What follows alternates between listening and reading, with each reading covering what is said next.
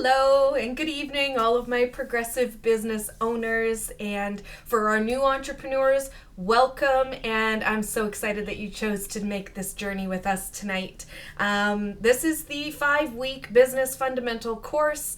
Throughout this 5 weeks, we're going to be explaining some of the base foundations of running, owning, and operating your business. Tonight is the mindset portion of this course. It's going to be a quick and dirty showdown, I guess. Basically, what we're going to do is find out what it takes to be an entrepreneur, what it takes to run a successful business, and what are some of the coaching platforms that I jump off of so that I can help my clients build that foundation and move from the idea into the business. So tonight, like I said, mindset and mindfulness and being on the right page at the right time in your life. Sometimes I like to say opening a business is kind of like having a baby. Sometimes it's not the right time, and sometimes it is the right time. And even with all the planning, things are going to go awry and things are going to go wrong, and you're going to have to adapt and, change and veer off of your course. But there are certain pillars that your business should have at all times. And those pillars are, one, your mindset. Your mindset is a big one. And the next one would have to be your foundation. So let me just get back in business here. All right, so the meat and potatoes of this course tonight is your mindset, your personal mindset. How are you going to run this business? Who are you? What makes this business right for you? Why do you think this is going to be successful? These are all the questions that you should ask yourself before starting, while you're starting up, and it's something that you should go back to every time there's a conflict in your business, because there will be conflicts. There will be times where you think you can't do this, when you feel like you're teetering on the edge of giving up. Those are the times where you band together and you say, this is why I chose to do this. This is why your mindset is so important. You make the choice to do this or not to do this. And if it's something you're passionate about and something you love and something you want to bring to the masses, this is your project, your passion, your love, you need to do it. You need to go for it. And if you don't go for it, you're going to regret it. But before you jump in 2 feet into the water, you have to make sure that you're in the right mindset. So, what does that mean? Why is it important to be mindful? It's very important to be mindful of your business, but it's even more important to be mindful of yourself, your reactions, how you deal with certain things, and your adaptation ability. As an entrepreneur and as a new business owner, your ability to adapt is going to prove your success later on. Now, we've proven that with COVID. Businesses who couldn't adapt, or businesses who couldn't whether that was financial or that was the know-how or whatever have you, whatever the reason was, if your business could not adapt, your business was not surviving. So what is it like to adapt? Well, the changing times. There are changing times, and the times are ever changing in history. And now is no different. It might be a different color paint on the car, but it's still the same car. So when I say adaptations, what I mean is when you're faced with an adversity, when you're faced with a problem, do you typically run away from it, hide it, face it head on, fight it? What is your natural reaction to these things?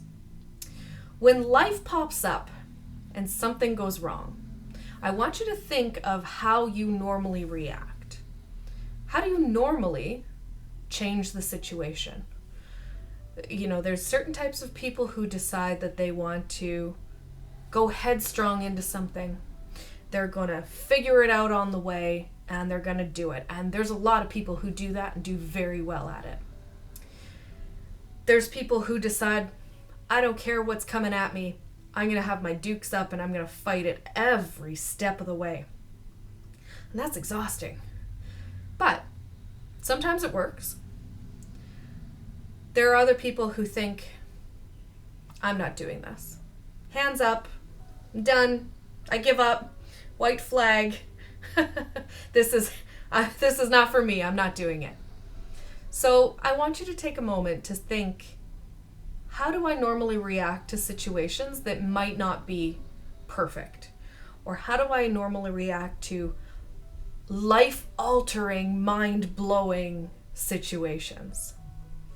A lot of people's natural reaction, first offhand, is fear. So when you are opening your business, it's fearful. It's scary. There's a lot of unknowns. There's a lot of things that you're going to have to learn along the way, and it's a scary process. And I'll tell you a story. So when we moved to Saskatchewan, my son was a baby. He was a toddler, and my oldest son. And I thought, I'm really kind of sick and tired of working for somebody else, getting a menial paycheck, working 12 hours a day, busting my can, putting all my effort in to either not be recognized, and I don't need a gold star on the forehead and say, good for you, you did a good job. But a little bit of recognition, a little bit of promotion, mention for the hard work, none of that. So I decided, you know what? Maybe I'm going to go out on my own. So I tried opening a restaurant. No restaurant experience except for working in one. And I've always held a bartending job. I've always held a waitressing job. I've always had something on the side in the restaurant service industry. And I thought, I'll try my hand at it. We'll see, you never know. So, turned out huge failure. Disaster. Absolute disaster. Couldn't find the staffing, didn't have enough money to run it, didn't have enough supply, no demand, some of my inventory was going rotten because I wasn't using it and it wasn't what people wanted. And so, the trials and tribulations were too much. They were too much for me. And I closed. I folded. Despite my best efforts and whatnot, I did say, this isn't worth it for me. So, moving forward, personally, being a sole proprietor, I ended up having to declare bankruptcy, and I had to go through all of those legal motions to close the business, and it was just a huge headache. But I learned something from it. I learned how to adapt. And that was one of my first lessons in adaptation in business. So, I took the easy way out. I said, nope, I'm not going to fight through this anymore. I'm done. I can't do this. This isn't going to work. Close the doors. I'm done. Bye. Looking back now, that was 12 years ago. So looking back on that, I can reflect and say, maybe that wasn't the right choice. It might have been what I thought was the right choice at the time, but it wasn't really the right choice for my business mindset. I always knew I wanted to work for myself, but that steady paycheck and that steady income and, being able to count on that every 2 weeks, that really kept me in the employee mindset. So for a lot of years, I picked up jobs. I worked here and there. I had my kids. I've got 2 beautiful boys. They're wonderful. I love them. And I've been fortunate enough to stay home with them, and school them. And, now with COVID, they're home and they're doing their virtual school. So I'm very fortunate that way. I've always had that option. Not a lot of people have that option. So you can get stuck on that employee hamster wheel, right? So how do you go from being an employee to wanting to become an entrepreneur, to learning about how to do so, and eventually opening and managing and running your successful business? So it is a progression. All the way through, though, your mindset needs to be at the top. And that's why I decided to do mindset first with this course, is because your mindset really has to be at the top. And we're going to reference this a number of times throughout the next 5 weeks. That mindset, that what I love to refer to as fight or flight, that typical theory of fight or flight, has to do with your mindset at all times. So whether you decide, I'm going to fight through this and I'm going to do it, or I'm just going to wash my hands of it and say, I'm done. I'm running away, I'm finished. That's your choice. But you need to live with that choice. So if it's a choice that you think that you want to make, to jump in headstrong, move forward and say, yep, this is what I want to do. I don't want to work for somebody else. I want to open up my own business. I want to get my product or my service out there. I just don't know how. I don't know how to take that leap. That's what this course is for. So when we go forward over the next few weeks, I want you to think to yourself at all times, whenever you're asked a question, how would I normally react to this? And how should I react to this situation that's going to result in the best outcome? Stop. Take a second. Think about it. Think about it again. And then make your decision. I always say that you have two sides of the fence. There's what you think you want, and there's what you have. And somewhere along that fence line, you're going to have to walk your own path to decide what you have and what you want and how you're going to get there. So if it's your goal and your dream to be an entrepreneur, and this is what you want to do, and you want to run your own business, or you want to run your own 5 different businesses, that's completely up to you. Always think of yourself not just as the boss of your business, not just as the operator of your business, not just as the soul and the heart of your business. Think about yourself if you were to step outside of your business and look in. Is your business running properly? Are your employees happy? If you don't have employees, are you happy? Is this something you want to be doing? Is this something that you're going to be spending the rest of your life doing? Or do you plan to have some sort of a succession plan in place? Are you planning to open this business just to sell your business? Some people do that. Are you planning to open this business and run it for 50 years and hoping that you're going to hand it down to your kids? Whatever your plan is, you make sure that it's the best plan for you. And it's the best way that your business is going to run to keep it going in the long term. Because that's the goal. The goal is to keep your business functioning in the long term. So why is it so important to be in the right frame of mind when you open your business? So many clients say, I'm out of a job, I'm just going to go work for myself. And that's great. If you want to go and work for yourself, that's fantastic. I love it. I'm all for it. I will cheer you on every step of the way. There's some research you have to do to make sure that whatever your hobby or your plan or your idea is a viable business. So that's where I come into place, or some other business consultant, or your local business center, or your chamber of commerce, or your business development centers. Anywhere that you can go to gain a little bit more knowledge and a little bit more access to the process of opening your business, the better you're going to be. Now, you've taken the steps to join me tonight, and that's great. And if you decide that you want to continue on in the next few weeks, You're going to be learning things like doing your business basics, doing your planning, your marketing.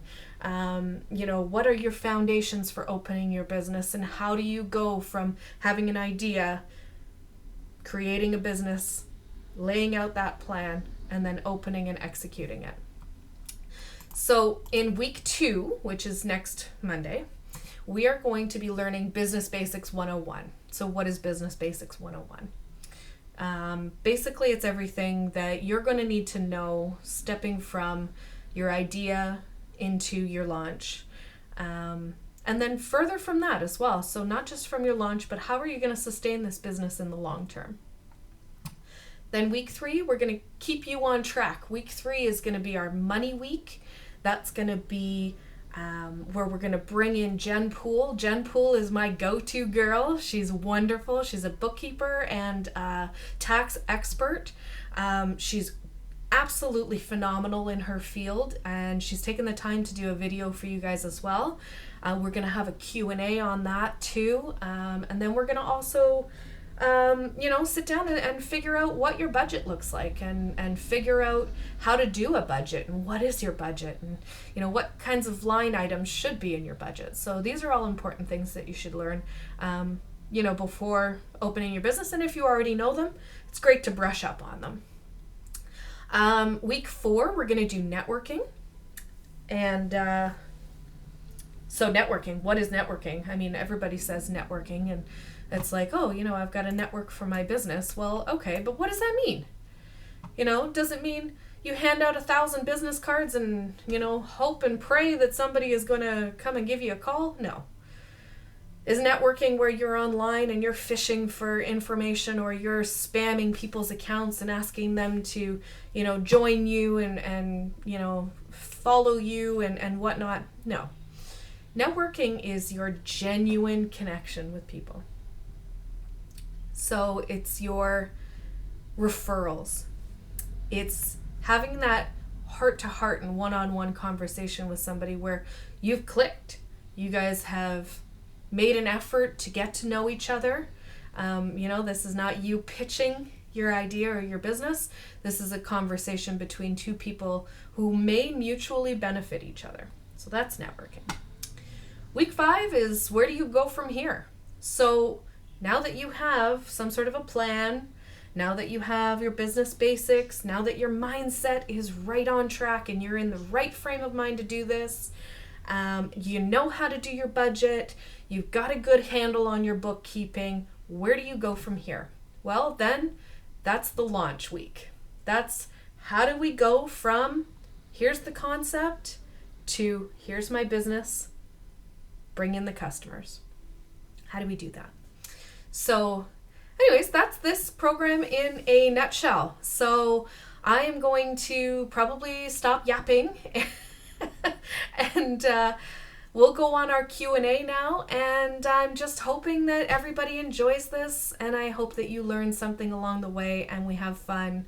And that's the key to this whole thing is having fun and learning something. And if I've done that for one person, I've done my job. So anyways, welcome. Thank you so much for being here, and I really appreciate you taking your time to converse with me today. We'll see you soon.